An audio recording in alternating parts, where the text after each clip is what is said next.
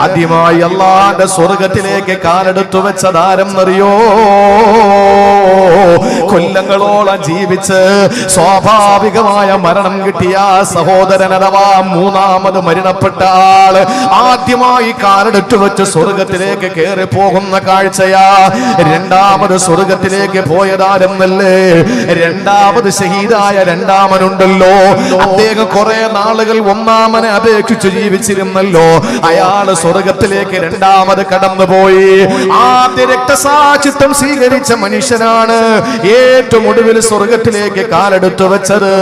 ഈ സ്വപ്നം കണ്ട മാത്രയിലെ തൊൽഹപ്പറളിയല്ലാഹുവിനെ ചിന്തിച്ചതെന്തെന്നറിയോ? ഈ ഭൗതിക ലോകത്തെ തൊലിപ്പുറത്തുള്ള ജീവിതം അവസാനിപ്പിച്ചുകൊണ്ട് അള്ളാഹുവിന്റെ ദീനിനു വേണ്ടി പോരാടിയിട്ട് ആദ്യമായി ഷഹാദത്ത് വരിച്ച മനുഷ്യനല്ലേ ആദ്യ സ്വർഗത്തിൽ പോകേണ്ടത്? രണ്ടാമത് സ്വർഗത്തിൽ പോകേണ്ടത് രണ്ടാമത് ഷഹീദായ മനുഷ്യനല്ലേ? സ്വാഭാവികമായ മരണം കിട്ടിയ ആളല്ലേ മൂന്നാമത് സ്വർഗത്തിലേക്ക് പോകേണ്ടത്? കാരണം അദ്ദേഹം എന്താണ് ശരീരം കൊടുത്തിട്ടില്ല, അള്ളാഹുവിനു വേണ്ടി രക്തം കൊടുത്തിട്ടില്ല, ജീവൻ കൊടുത്തിട്ടില്ല. ഈ ചോദ്യവും മനസ്സിൽ സങ്കല്പിച്ചുകൊണ്ട് അള്ളാഹുവിന്റെ ഹബീബിന്റെ മുന്നിലേക്ക് കടന്നു വരുമ്പോ അള്ളാഹുവിന്റെ റസൂൽ പറയുകയാണ്, തുൽഹത്തെ, എന്തുകൊണ്ടാ മൂന്നാമൻ ആദ്യ സ്വർഗത്തിൽ പോയതെന്നറിയോ? രണ്ടാമന്റെയും ഒന്നാമനെയും അപേക്ഷിക്കുമ്പോ മൂന്നാമന് അള്ളാഹുവിനു വേണ്ടി തസ്ബീഹ് എത്ര അധികം ചൊല്ലിയ ആളാ, എത്ര അൽഹംദുലില്ലാ അധികം ചൊല്ലിയെന്നറിയോ? എത്ര പേജ് പരിശുദ്ധ ഖുർആൻ അധികം ഓതിയെന്നറിയോ? എത്ര നമസ്കാരം അധികരിപ്പിച്ചിട്ടുണ്ടെന്നറിയോ? ആ ഒരു ഭാഗ്യം ആ മനുഷ്യനല്ലേ കിട്ടിയത് തൊൽഹത്തെ.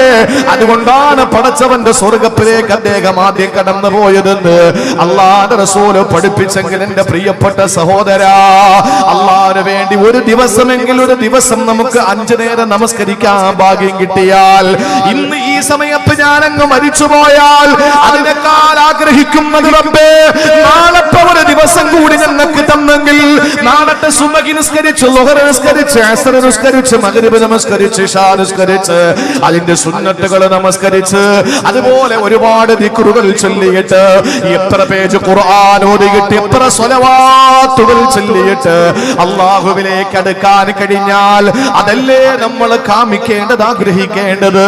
അതുകൊണ്ട് ആയുസ് നീട്ടിക്കിട്ടാൻ എല്ലാവരും കൊതിക്കുന്നത് നല്ലതാ. അത് എന്തിനു വേണ്ടിയാണ്?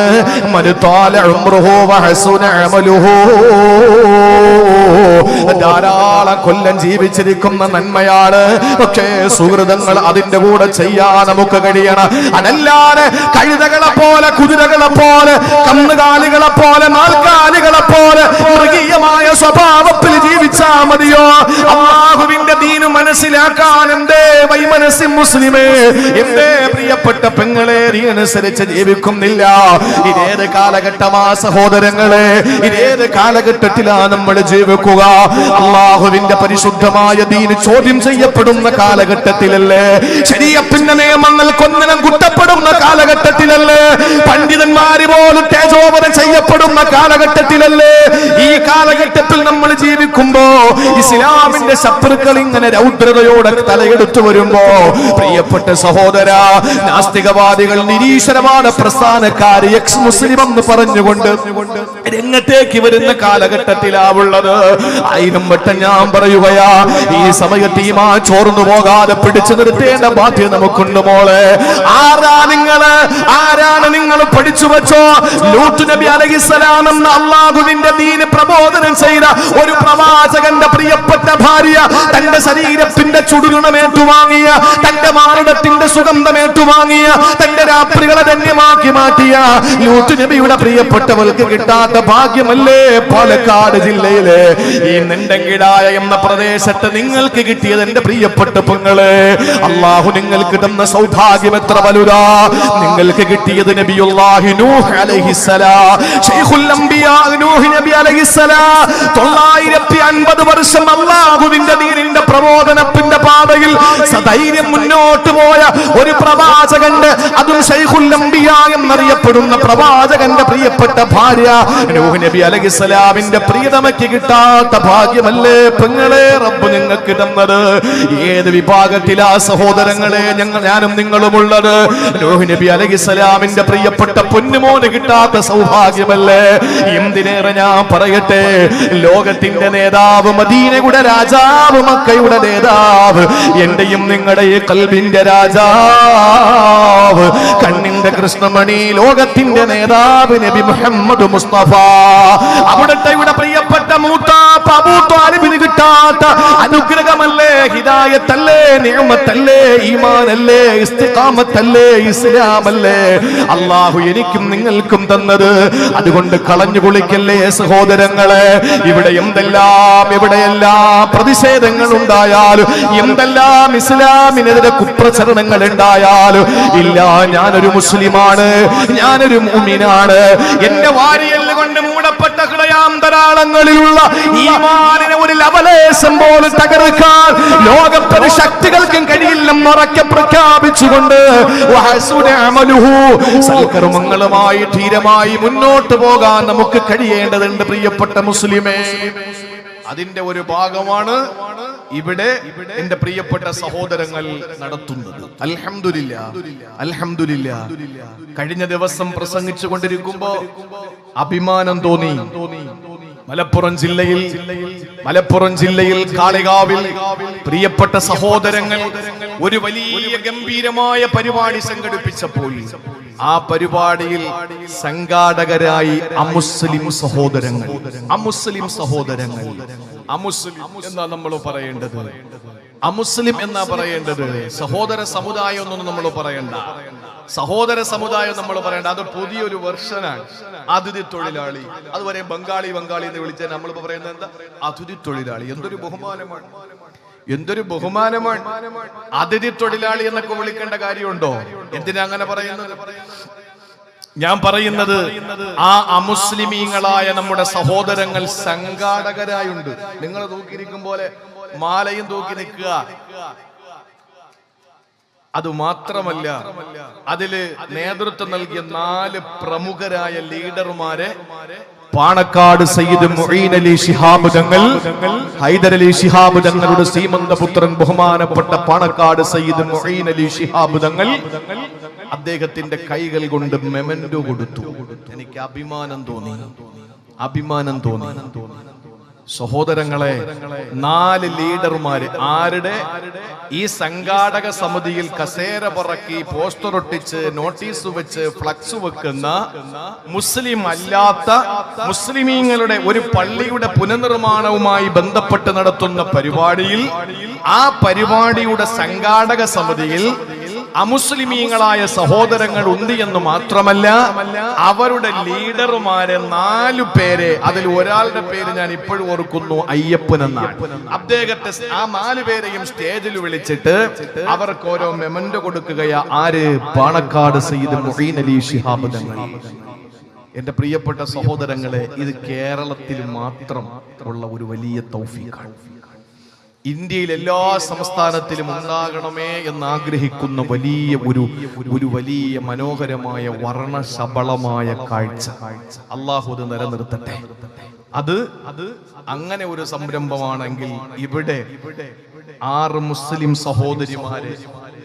മുസ്ലിം സഹോദരിമാരെ വിവാഹം കഴിപ്പിച്ചയക്കുമ്പോ അതിൽ ഒരു പെൺകുട്ടി, 7ാമത്തെ പെൺകുട്ടി അല്ല, 1ാമത്തെ പെൺകുട്ടി ആ സമുദായത്തിൽപ്പെട്ട ഒരു സഹോദരി. ഇതാണ് ഇസ്ലാമിന്റെ സംസ്കാരം, ഇതാണ് മുസ്ലിമിന്റെ സ്വഭാവം. ഇത് ഞങ്ങളുടെ ഹബീബ് സല്ലല്ലാഹു അലൈഹി വസല്ലം നമ്മളെ പഠിപ്പിച്ചതാണ്. അതുകൊണ്ട് ഒരുപാട് കൊല്ലങ്ങൾ ജീവിച്ചിരുന്നാൽ ആ കാലം ഒരു സുബ്ഹാനല്ലാഹ് കൂടി അധികം ചൊല്ലാൻ കിട്ടിയാൽ നമുക്ക് ഭാഗ്യമല്ലേ? നമ്മൾ പെട്ടെന്ന് മരിക്കാൻ എന്തിനാ കൊതിക്കുന്നത്? അള്ളാഹു ആയുസ് നമുക്കൊക്കെ നീട്ടിത്തരട്ടെ. അള്ളാഹു നമുക്ക് ആയുസ് നീട്ടിത്തരട്ടെ. ആ ആയുഷ്കാലം മുഴുവനും അള്ളാഹുവിന് വേണ്ടി നന്മകൾ ചെയ്യാനും അള്ളാഹു തൗഫീഖ് നൽകി അനുഗ്രഹിക്കുമാറാവട്ടെ. എന്റെ പ്രിയപ്പെട്ട സഹോദരങ്ങളെ, ഞാൻ പറഞ്ഞ എന്റെ വിഷയത്തിന്റെ കാതലായ ഭാഗത്തിലേക്ക് വരികയാണ്. 2 സന്ദർഭങ്ങളിലാണ് മനുഷ്യൻ ഒന്ന് മടക്കി കിട്ടിയെങ്കിലെന്ന് കൊതിക്കുന്നത്. ഏത്? നമ്മുടെ ജീവിതം ഒന്ന് അല്പം കൂടി കിട്ടിയിരുന്നെങ്കിലെന്ന് കൊതിക്കുന്ന രണ്ട് സന്ദർഭങ്ങളിലാണ്. ഒന്ന് എപ്പോഴെന്നറിയോ? നമ്മൾ ഓരോരുത്തരും അള്ളാഹുവിന്റെ തീരുമാനപ്രകാരം മരണത്തിന്റെ അടുക്കലേക്ക് നമ്മൾ എത്തുന്ന ഒരു സമയമുണ്ട്. ആരും മരിക്കാതിരിക്കുക, എല്ലാവരും മരിക്കും. ആ മരണത്തിലേക്ക് നമ്മൾ അടുക്കുന്ന സമയത്ത് നമ്മുടെ റൂഹ് പിടിക്കാൻ വേണ്ടി അസ്റായിൽ അലൈഹിസ്സലാമിന്റെ നേതൃത്വത്തിലുള്ള ഒരു മലക്കാണ് വന്ന് റൂഹും പിടിച്ചുകൊണ്ട് പോകുന്നതെന്ന് ആരും കരുതരുത്. അതൊക്കെ അബദ്ധമാണ്. അസ്റായിൽ VIP ഏറ്റവും അവസാനേ വരുള്ളൂ. ആദ്യം അള്ളാഹുവിന്റെ മാലാകമാര് കുറെ മലക്കുകൾ കടന്നു വന്നിട്ട് ഈ മനുഷ്യനെ 4 ഭാഗം അങ്ങോട്ട് വളഞ്ഞിട്ട് ആ മനുഷ്യനെ എല്ലാ നിലയിലും ആ മനുഷ്യന്റെ റൂഹ് പിടിക്കാനുള്ള സമയമാകുന്ന സമയത്ത് അസ്റായിൽ അലൈഹിസ്സലാം വരും. ഈ വരുന്ന മലായിക്കത്തിന്റെ കയ്യിലും മരിക്കുന്ന ആള് നല്ല ആളാണെങ്കിൽ സ്വർഗത്തിന്റെ പഞ്ഞി ഉണ്ടാകും, സ്വർഗത്തിന്റെ വിരിപ്പുണ്ടാകും, സ്വർഗത്തിന്റെ അത്തറുണ്ടാകും. ഇതൊക്കെ ആയിട്ടാ വരുന്നത്. ഒന്ന് കേൾക്കിൻ എന്റെ പ്രിയപ്പെട്ട സഹോദരങ്ങളെ, പഠിച്ചു വെക്കിൻ. അള്ളാഹു തൗഫീക്ക് നൽകട്ടെ. വെറുതെ അങ്ങോട്ട് അസ്റായിൽ വന്ന് ഇങ്ങനെ നുള്ളി എടുത്തോണ്ട് പോകുന്ന കരുതിയത്? അങ്ങനെയാണോ?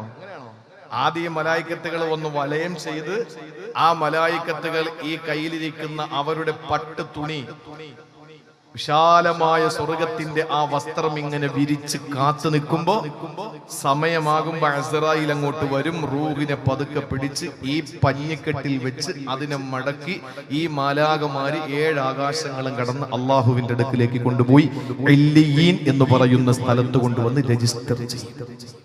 ഇതിപ്പോ പറഞ്ഞാൽ മറ്റേ എക്സ് മുസ്ലിം ചാടും. അവന്മാർക്ക് ചാട്ടം കൂടുതലാണ്, കുരു പൊട്ടുന്ന ആളുകളാണ്. എന്നെ വേറൊന്നും തോന്നരുത്, ഞാൻ എന്റെ ഭാഷകൾ അങ്ങനെ വന്നു പോകും. അതങ്ങനെ ആയിപ്പോയതാണ്.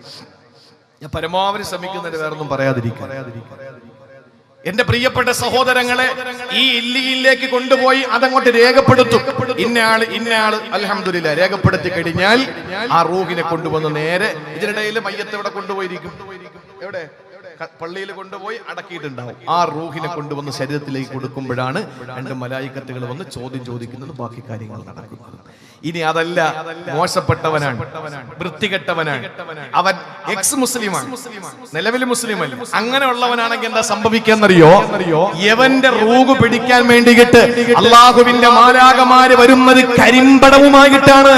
കറുത്ത തുണി, ദുർഗന്ധം വമിക്കുന്ന പഞ്ഞിക്കെട്ടുകൾ, അതുമായിട്ട് കടന്നു വന്ന് ഇങ്ങനെ നിവർത്തി വെച്ചിട്ട് കാത്തിരിക്കാൻ. അസ്റായിൽ വന്നിട്ട് ഇറങ്ങടാന്ന് പറയും ശരീരത്തോട്. ആ സമയത്ത് ആമയുടെ തല വലിക്കും പോലെ റൂഹ് ഉള്ളിലേക്ക് വലിയൊന്നാണ്. കാഫിരീങ്ങളുടെ കാഫിർ എന്ന് പറയുമ്പോൾ നിങ്ങൾ ആര് തെറ്റിദ്ധരിക്കണ്ട, നന്ദിയില്ലാത്ത ഏവനും കാഫിറ, നന്ദിയില്ലാത്ത എല്ലാവനും കാഫിറ. കാഫിർ എന്ന് പറഞ്ഞ കൃഷിക്കാരൻ എന്നാണ്. അഥവാ നമ്മളൊരു വിത്ത് വെക്കുന്നത് എങ്ങനെയാ വെക്കുന്നത്? ഒരു ചെറിയ ഈ എന്തെങ്കിലും കുഴിച്ചു വെക്കുമ്പോ മണ്ണ് ഇളക്കിയിട്ട് ഈ സാധനത്ത് വെച്ചിട്ട് മണ്ണിട്ട് മൂടും. ഇതിനാണ് കാഫർ എന്ന് പറയുന്നത്.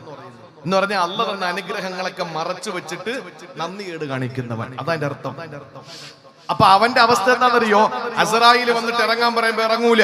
അവസാനം വിശുദ്ധ ഖുർആനിന്റെ ആയത്ത്, എന്റെ വിഷയം അതല്ല, അതുകൊണ്ട് ഞാൻ വിശദീകരിക്കുന്നില്ല. അടി കൊടുത്ത് അവനെ ഇറക്കും. അവസാനം മുള്ളുള്ള മരത്തിൽ തുണി പിടിച്ചാൽ ആ തുണി മുള്ളിൽ നിന്ന് എങ്ങനെയാണോ വരാൻ ബുദ്ധിമുട്ടുള്ളത് അതുപോലെ റൂഹ് അങ്ങോട്ട് ഇറങ്ങും. അതിനെ കരിമ്പടത്തിലേക്ക് പൊതിയും. എന്നിട്ട് നേരെ ആകാശത്തിലേക്ക് കൊണ്ടുപോകുമ്പോ ഓരോ ആകാശത്തിൽ നിൽക്കുന്ന മാലാകമാര് ദുർഗന്ധം കാരണം അവർ മൂക്കത്ത് വിരൽ വെക്കും. അവർ വല്ലാതെ കുറ്റപ്പെടുത്തും. അവസാനം ആകാശത്തിന്റെ വാതിലുകൾ തുറക്കപ്പെടൂല. അവസാനം 7 ഭൂമിയുടെ അടിയിലുള്ള സിജ്ജീൻ എന്ന് പറയുന്ന പ്രദേശത്ത് കൊണ്ടുവന്ന് ഈ റൂഹിനെ രജിസ്റ്റർ ചെയ്യും. അല്ലാഹു നമ്മളെ കാത്തുരക്ഷിക്കട്ടെ. ഇതൊക്കെ നടക്കുന്ന കാര്യമാണ്. സമയമുണ്ടെങ്കിൽ ഇൻഷാ അല്ലാഹ് വരുന്ന വർഷങ്ങളിലൊക്കെ നമുക്ക് അതിനെ സംബന്ധിച്ചൊക്കെ പറയാം. അല്ലാഹു തൗഫീഖ് തരട്ടെ. ഞാൻ പറയുന്നത്, സഹോദരങ്ങളെ, മരിക്കാൻ ഞാനും നിങ്ങളും തയ്യാറായി നിൽക്കുമ്പോ ഈ സമയത്ത് നമ്മൾ ആഗ്രഹിക്കുന്ന എന്താണെന്നറിയോ? അല്ലാഹു അവന്റെ വിശുദ്ധ കലാമിലൂടെ പറയുകയാ, വഅൻഫിഖൂ മിമ്മാ റസഖനാകും മിൻ ഖബ്ലി അൻ യഅതിയ അഹദകുമുൽ മൗത് ഫയഖൂല റബ്ബി ലൗലാ അഖർതനീ إلى أجل قريب فأصدق وأكن من الصالحين. അല്ലാഹുവിന്റെ വിശുദ്ധ ഖുർആൻ സൂറത്തുൽ മുനാഫിഖൂൻ ഓരോ വെള്ളിയാഴ്ചയിലും നമ്മൾ കേൾക്കുന്ന ഒരു ആയത്തല്ലേ സഹോദരങ്ങളെ. ഓതൽ സുന്നത്തായ ഇശാ നമസ്കാരത്തിൽ വ്യാഴാഴ്ച രാത്രിയിൽ ഇശാ നമസ്കാരത്തിൽ ഓതി കേൾക്കൽ സുന്നത്തായ ഒരു സൂറത്താണ് സൂറത്തുൽ മുനാഫിഖൂൻ. ആ സൂറത്തുൽ മുനാഫിഖൂനിൽ അല്ലാഹു 10ാമത്തെ ആയത്തിൽ പറയുന്നത് എന്തെന്നറിയോ? വൻഫിഖൂ മിമ്മാ റസഖനാകും, നിങ്ങൾക്ക് ഞാൻ തന്നതിൽ നിന്ന് നിങ്ങൾ ചെലവ് ചെയ്യുക. നിങ്ങളുടെ വാപ്പ സമ്പാദിച്ചതല്ല, നിങ്ങളുടെ ഉപ്പുപ്പ സമ്പാദിച്ചതല്ല, കുടുംബ സ്വത്തായി കിട്ടിയതല്ല, നിങ്ങൾക്ക് പൈതൃക സ്വത്തായി കിട്ടിയതല്ല, നിങ്ങൾക്ക് ആരെങ്കിലും അനന്തരമായി തന്നതല്ല. അല്ലാഹു പറയുന്നു, ഞാനാടാ നിങ്ങൾക്ക് തന്നത്, ഞാനാ നിങ്ങൾക്ക് സമ്പത്ത് തന്നത്. മാലിക്കുൽ മാൽ ഞാനാണ്, സമ്പത്തിന്റെ ഉടമ ഞാനാണ്. ഞാൻ തന്നതിൽ നിന്ന് നീ കൊടുക്ക്, ഞാൻ തന്നതിൽ നിന്ന് നീ ചെലവ് ചെയ്യ്, ഞാൻ നൽകിയതിൽ നിന്ന് നീ പാവപ്പെട്ട പെൺകുട്ടിയെ കെട്ടിക്കാൻ കൊടുക്ക്, ഞാൻ നിനക്ക് നൽകിയതിൽ നിന്ന് പള്ളിക്ക് കൊടുക്ക്, ഞാൻ നിനക്ക് നൽകിയതിൽ നിന്ന് പാവങ്ങൾക്ക് വിശപ്പ് മാറ്റി കൊടുക്ക്. ഇത് അല്ലാഹു പറഞ്ഞിട്ട് പറയുന്നത് എന്തെന്നറിയോ? എപ്പോഴാണ് മിൻ ഖബലി യഅതിയ അഹദകുമുൽ മൗത്ത്, നിങ്ങൾക്ക് മരണമെന്ന പ്രതിഭാസം വരുന്നതിന് മുമ്പ്, മരണം നിങ്ങൾക്ക് വന്നണയും മുമ്പ് നിങ്ങൾ കൊടുക്കണേ വിശുദ്ധ ഖുർആൻ. ആ സമയത്ത് അല്ലാഹു പറയുകയാണ്, മരിക്കാൻ നേരത്തെ ഒരു മനുഷ്യന്റെ വിലാപം എന്തെന്നറിയോ? അല്ലാഹു പറയുകയാണ്, ഫയഖൂല റബ്ബി ലൗലാ അഖർതനി ഇലാ അജലിൻ ഖരീബ്. അല്ലാഹുവിനോട് ചോദിക്കുന്നു, റബ്ബേ നിന്റെ മലായിക്കത്തുകളോടൊന്ന് പറയുമോ, ഞങ്ങളെ ഒന്ന് പെൻഡിങ്ങിലാക്കാ, ഒന്ന് പിന്തിപ്പിക്കാൻ പറയുമോ? ഒരു കൊല്ലം നിങ്ങൾക്ക് വേണ്ട, ഒരു മാസം നിങ്ങൾക്ക് വേണ്ട, ഒരാഴ്ച നിങ്ങൾക്ക് വേണ്ട, ഒരു ദിവസം നിങ്ങൾക്ക് വേണ്ട. അടുത്ത സമയം, അടുത്ത നിമിഷം വരെ ഒന്ന് ഒരു മിനിറ്റ് ഞങ്ങൾക്കൊന്ന് പിന്തിക്കാൻ പറയോ? അല്ലാഹുവേ ഒരു മിനിറ്റ് ഞങ്ങളെ ഒന്ന് പിന്തിക്കാൻ പറയോ? എന്തിനാണ് അല്ലാഹുവിനോട് താണുക്കേൻ അപേക്ഷിക്കുന്നത്? റബ്ബേ നിന്റെ ഈ മലക്കുകളെ ഒന്ന് തിരിച്ചു വിളിക്കുവോ, എന്നെ ഒരു മിനിറ്റെങ്കിലും ഒന്ന് പിന്തിക്കാൻ പറയോ? അല്ലാഹുവേ ഇപ്പൊ റൂഹ് പിടിക്കല്ലേ എന്നൊന്ന് പറ അല്ലാ. ഇതടുത്ത് നിൽക്കുന്ന ഭർത്താവ് കാണുന്നില്ല പെങ്ങളെ, അടുത്ത് നിൽക്കുന്ന ഭാര്യ കാണുന്നില്ല ഭർത്താവേ, അടുത്ത് നിൽക്കുന്ന പൊന്നുമക്കള് കാണുന്നില്ല മാതാപിതാക്കളെ. മക്കൾ മരിക്കാൻ കിടക്കുമ്പോ ഇത് വാപ്പ കാണുന്നില്ല, ഉമ്മ കാണുന്നില്ല. പക്ഷേ മരണക്കിടക്കയിലാകുന്ന, മരണാസന്നനാകുന്ന അസ്റായീലുമായി മുഖാമുഖം നിൽക്കുന്ന ഒരു മനുഷ്യന്റെ അവസ്ഥയാണ്. അവന് പറയുന്നു, ഫയഖൂല റബ്ബി ലൗലാ അഖർതനി ഇലാ അജലിൻ ഖരീബ്. അല്ലാഹുവേ കുറഞ്ഞ സമയം എന്നെ ഒന്ന് പിന്തിക്കാൻ പറയോ? അങ്ങനെ എന്നെ പിന്തിച്ചാൽ, അല്ലാഹുവേ ഒരു മിനിറ്റെങ്കിൽ ഒരു മിനിറ്റ് നീ എന്നെ ഒന്ന് പിന്തിച്ചാൽ, അല്ലാഹുവേ ഫഅസ്സദ്ദഖ, ഞാൻ പെട്ടെന്ന് കൊണ്ടുവന്ന് സദഖ കൊടുത്തോട്ടെ അല്ലാ, ഞാൻ കൊണ്ടുവന്ന ധർമ്മം ചെയ്തോട്ടെ റബ്ബേ. വാകും മിനസ് സാലിഹീൻ, ഞാൻ സാലിഹീങ്ങളിൽ പെട്ടോട്ടെ അല്ലാ. സഹോദരങ്ങളെ, മരണക്കിടക്കയിൽ നമ്മൾ പറഞ്ഞു പോകുമെന്ന ആ സമയത്ത് അല്ലാന്റെ മറുപടി എന്തെന്നറിയോ? പടച്ചവന്റെ മറുപടി എന്തെന്നറിയോ? ആ സമയത്ത് അല്ലാന്റെ മറുപടി വരികയാണ്, എന്തേ വലൈ അഖിറല്ലാഹു നഫ്സാ, ഒരു ശരീരത്തെയും അല്ലാഹു തആല പിന്തിക്കുകയില്ല. ഇദാ ജാഅലുഹാ, അവന്റെ അവധി എത്തിക്കഴിഞ്ഞാൽ, അവന്റെ സമയം എത്തിക്കഴിഞ്ഞാൽ, അവന്റെ റൂഹ് ശരീരത്തിൽ നിന്ന്, അവന്റെ ശരീരത്തിൽ നിന്ന് അവന്റെ ആത്മാവ് വിട പറയുന്ന സമയം എത്തിക്കഴിഞ്ഞാൽ, ഒരു മിനിറ്റ് വേണ്ട, ഒരു സെക്കൻഡ് വേണ്ട, ഒരു നിമിഷാർദ്ധം പോലും പിന്തിങ്ങിലാക്കൂല, പിന്തിക്കൂല, ഒരു സെക്കൻഡ് പോലും പിന്തൂല. വല്ലാഹു ഖബീറും ബിമാ തഅമലൂൻ, നിങ്ങൾ ചെയ്തതെന്താണെന്നൊക്കെ അല്ലാഹ്ക്ക് അറിയാമടാ, അല്ലാഹ്ക്ക് നന്നായിട്ട് അറിയാമടാ. അതുകൊണ്ട് ഒരു സെക്കൻഡ് പോലും അല്ലാഹു പെൻഡിങ്ങിലാക്കൂല. സഹോദരങ്ങളെ, മറ്റൊരു അധ്യായത്തിൽ അല്ലാഹു തആല മുഅ്മിനൂൻ എന്ന അധ്യായത്തിൽ പറഞ്ഞത് അല്ലാഹുവിന്റെ മറുപടി പരിഹാസത്തോട് കൂടിയിട്ടുള്ള മറുപടിയാ.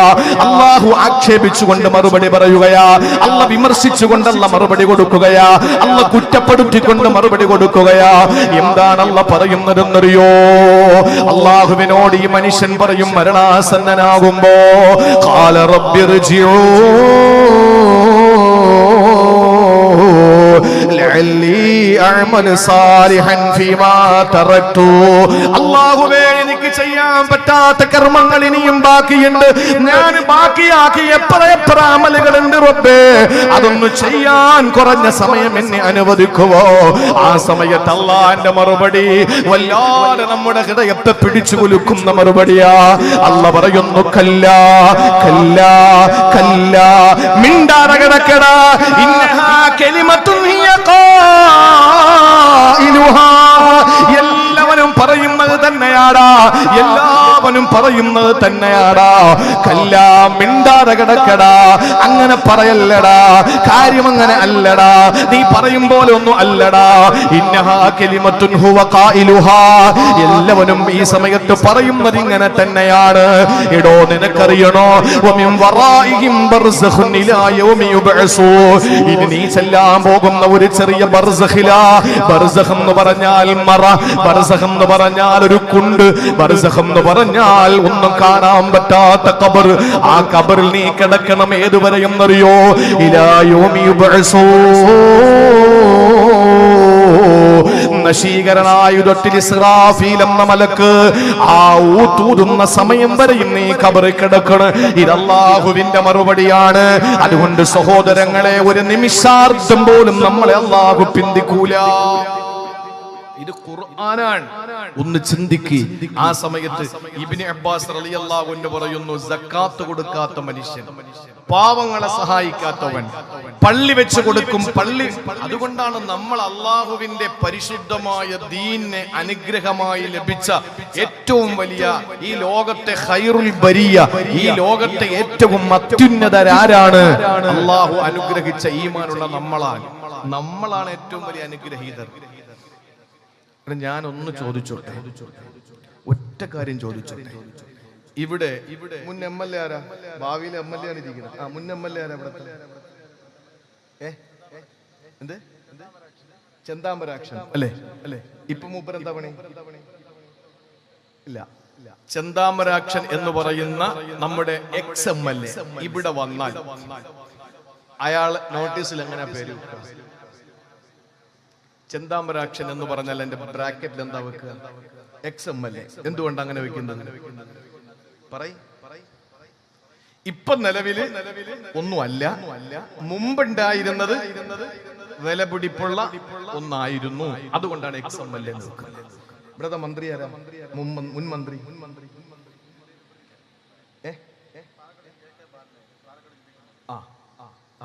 എ കെ ബാലൻ. അദ്ദേഹം ഇവിടെ വന്നാൽ, ഈ പരിപാടിക്ക് സമൂഹത്തിന് വന്നാൽ മുൻ അല്ലെങ്കിൽ എക്സ് മന്ത്രി എന്ന് വെക്കും അല്ലെ? X minister. കാരണം എന്താ? ഇപ്പൊ അദ്ദേഹം ഒന്നുമല്ല, മുൻ മന്ത്രിയായിരുന്നു. അപ്പൊ മുമ്പേ ഉണ്ടായിരുന്നതിന് മഹത്വമുണ്ട്, ഇപ്പൊ ഒന്നും അല്ല എന്നാണ് അർത്ഥം. ഞാൻ ഉദാഹരണം പറയാം. ഏതെങ്കിലും ഒരു ജഡ്ജി വന്നിരിക്കട്ടെ, ആ ജഡ്ജി ഇപ്പൊ അയാൾ ഒന്നുമല്ല, റിട്ടയർഡായി. അയാൾ എന്താ വെക്കുക? എക്സ് ജഡ്ജി അല്ലേ? മുൻ ജഡ്ജി. ഇപ്പൊ ഒന്നും അല്ല, മുമ്പുണ്ടായിരുന്നതാണ് മൂല്യമുള്ളത്. എന്റെ പൊന്നു സഹോദരങ്ങളെ, ഈ എക്സ് മുസ്ലിം എന്ന് പറഞ്ഞാൽ എന്താണ്? ഇപ്പൊ ഒന്നുമല്ല, എന്തായിരുന്നു? മുമ്പ് മുസ്ലിം ആയിരുന്നപ്പോ എന്തൊക്കെയായിരുന്നു, ഇപ്പൊ ഒന്നുമല്ല. ഇത് അവര് തന്നെ സ്വയം സമ്മതിക്കല്ല ഇസ്ലാം നല്ലതാണെന്ന്. ഇതാ പറഞ്ഞത്, അവനൊക്കെ വിവരമില്ല, ബുദ്ധിയില്ല, വിവരമുള്ളവരുടെ അടുത്ത് നിന്നിട്ടുമില്ല എന്ന് ഈ പറയുന്നത്. അതുകൊണ്ടാണ് എന്റെ പ്രിയപ്പെട്ട സഹോദരങ്ങളെ, പരിശുദ്ധ ഇസ്ലാമാണ് ഏറ്റവും ഉന്നതമായ, ഉദാത്തമായ, ഉത്കൃഷ്ടമായ ഒരു ദീനെന്ന് അവരിൽ പറയുന്നതിന്റെ ഭാഗമാണ് ഈ പറയുന്ന എക്സ് മുസ്ലിം എന്ന് പറയുന്നത് അല്ലേ? അങ്ങനെയാണെങ്കിൽ ഞാൻ എക്സ് മുസ്ലിം ആണെന്ന് ശൈത്താൻ പറയാത്ത എന്തുകൊണ്ടാണ്? ശൈത്താൻ അറിയാം ഞാൻ അങ്ങനെ പറഞ്ഞാൽ എന്റെ കൂടെ ആള് കൂടില്ല എന്നറിയാം. അതുകൊണ്ട് ശൈത്താൻ എന്ത് ചെയ്തു? ബുദ്ധിപരമായിട്ട് അങ്ങനെ ഒന്നും പറഞ്ഞിട്ടില്ല. ബുദ്ധിമാനാണ്, പറഞ്ഞിട്ടില്ല. ഏറ്റവും നല്ല കൗശലക്കാരനാണ് ശൈത്താൻ, ഏറ്റവും നല്ല കൗശലക്കാരനാണ്. നമ്മളൊക്കെ വീണു പോകും അവന്റെ മുമ്പ്. മതിലിന്റെ മുമ്പിൽ ഇരിക്കുന്ന ഒരു പാവപ്പെട്ടവർ ഒന്നും അറിയുന്നില്ല, ഉറങ്ങി തൂങ്ങിയിരിക്കുക. മതില് ഇങ്ങനെ വീഴാനടുത്തിരിക്കുക. ഓടി വന്നിട്ട് പിശാച്, ശൈത്താനാ, പക്ഷെ ഈ ഇരിക്കുന്നവൻ അറിയില്ല. എണീച്ച് മാറാന്ന് പറഞ്ഞു. ഇയാള് ചാടി എണീറ്റ് മാറിയതും മതില് വീണു. ഓ, എന്റെ ജീവൻ രക്ഷപ്പെടുത്തി നിങ്ങൾക്ക് എന്ത് തന്നാ മതിയാവും? ഓ നിങ്ങൾ ആരാ, കണ്ടിട്ടില്ലല്ലോ ഇവിടെ. അയാൾ പറഞ്ഞു ഞാൻ ശൈത്താനാടാ. നീ മോശക്കാരനാണെന്നല്ലോ മൊയ്ലാക്കന്മാരെ നമ്മളെ പഠിപ്പിച്ചത്, ഇപ്പൊ നീ എന്നെ രക്ഷപ്പെടുത്തിയില്ലേ. അപ്പൊ ശൈത്താൻ പറഞ്ഞ എന്താണെന്നറിയോ, എടാ മതിലിടിഞ്ഞ് വീണ ഷഹീദിന്റെ കൂലിയാ, നീ അങ്ങനെ സ്വർഗത്തിൽ പോണ്ട, നീ അങ്ങനെ സ്വർഗത്തിൽ പോണ്ട. ഏറ്റവും വലിയ കൗശലക്കാരനാണ് ശൈത്താൻ. അതുകൊണ്ട് ശൈത്താൻ പറഞ്ഞിട്ടില്ല ഞാൻ എക്സ് മുസ്ലിമാണ്. എന്തുകൊണ്ടാ? ആളവന്റെ കൂടെ കൂടും. കാരണം തിരിച്ചറിവുള്ള മനുഷ്യര് പറയും, എടാ മുസ്ലിം ആയിരുന്നപ്പോ അവൻ എന്തുവാണ്, ഇപ്പൊ ഒന്നുമല്ല. പക്ഷെ ഇവര് അതിനേക്കാളും ഒക്കെ താഴെ വന്നു. എനിക്ക് വേറൊന്നും പറയാനില്ല അതിനെപ്പറ്റി. ഇവിടെ ആയതുകൊണ്ട്, പാലക്കാട് ആയതുകൊണ്ട് എന്റെ പ്രിയപ്പെട്ട സഹോദരങ്ങളെ ഞാൻ പറയുകയാണ്, ഒരു മുസ്ലിമിനെ സംബന്ധിച്ചിടത്തോളം ലോകത്തെ ഏറ്റവും ഉത്കൃഷ്ട മുസ്ലിമാണ്. അതിൽ ഒരു സംശയവും വേണ്ട, ഒരു സംശയവും വേണ്ട. ആ മുസ്ലിമായ ഒരു മനുഷ്യനെ സംബന്ധിച്ചിടത്തോളം ആ മനുഷ്യൻ മരിക്കുന്ന നേരത്ത് ആഗ്രഹിക്കും, അല്ലാഹുവേ എനിക്ക് ഒരു ദിവസം കൂടെ ഒന്ന് കിട്ടിയിരുന്നെങ്കിൽ, ഒരു ദിവസം കൂടെ കിട്ടിയിരുന്നെങ്കിൽ. എന്തിനാ? നന്മ ചെയ്യാൻ. പക്ഷേ ആ സമയത്ത് അള്ളാഹു അവന്റെ സ്വർഗത്തിന്റെ അനുഗ്രഹങ്ങൾ അങ്ങോട്ട് കാണിച്ചു കൊടുക്കും, സ്വർഗത്തിന്റെ അനുഭൂതികൾ അങ്ങോട്ട് കാണിച്ചു കൊടുക്കും. നീ ചെയ്തതിനൊക്കെ ഇപ്പൊ പ്രതിഫലം കിട്ടാൻ പോവാണ്. അവൻ ആയുസിനെ പറ്റി മറക്കും, സ്വന്തം ഭാര്യയെ പറ്റി മറക്കും, എല്ലാം മറന്നിട്ട് അള്ളാഹുവിലേക്ക് അങ്ങ് ലയിച്ചു ചേരുമ്പോ അള്ളാഹു അവനെ വാരി പുണർന്നില്ല, റഹ്മത്തില്ല, അള്ളാഹുവിലേക്ക് അങ്ങ് യാത്രയാകും. എന്നാൽ ദുർമാർഗിയായ ദുഷ്കർമ്മങ്ങൾ ചെയ്ത ഒരു മനുഷ്യൻ ആ സമയത്ത് ഭീകരമായ അവസ്ഥയെ നേരിടുന്ന സമയത്ത് അല്ലാഹ് ഒരു മിനിറ്റൂടെ എനിക്കൊന്ന് കിട്ടിയിരുന്നെങ്കിൽ കൊള്ളാം. വേറൊന്നുമല്ല, ഒരു പെൺകുട്ടിയെ കെട്ടിക്കുന്ന ഒരു പരിപാടി നടക്കാൻ ഒരു പവൻ ഞാനൊന്ന് കൊടുത്തോട്ടെ, ഒരു ഗ്രാമം ഒന്ന് കൊടുത്തോട്ടെ, ഒരു പള്ളിപ്പണി നടക്കാൻ ഞാൻ എന്തെങ്കിലും ഒന്ന് സഹായിച്ചോട്ടെ. ഇത് പറയും. ആ സമയത്ത് പറയും, മിണ്ടരുത്, ഏവനും പറഞ്ഞത് തന്നെയാ, മിണ്ടാതെ കിടക്കട എന്ന് പറഞ്ഞിട്ട് ആ സമയത്ത് അള്ളാഹുവിന്റെ പരിഹാസത്തോടു കൂടിയുള്ള മറുപടി.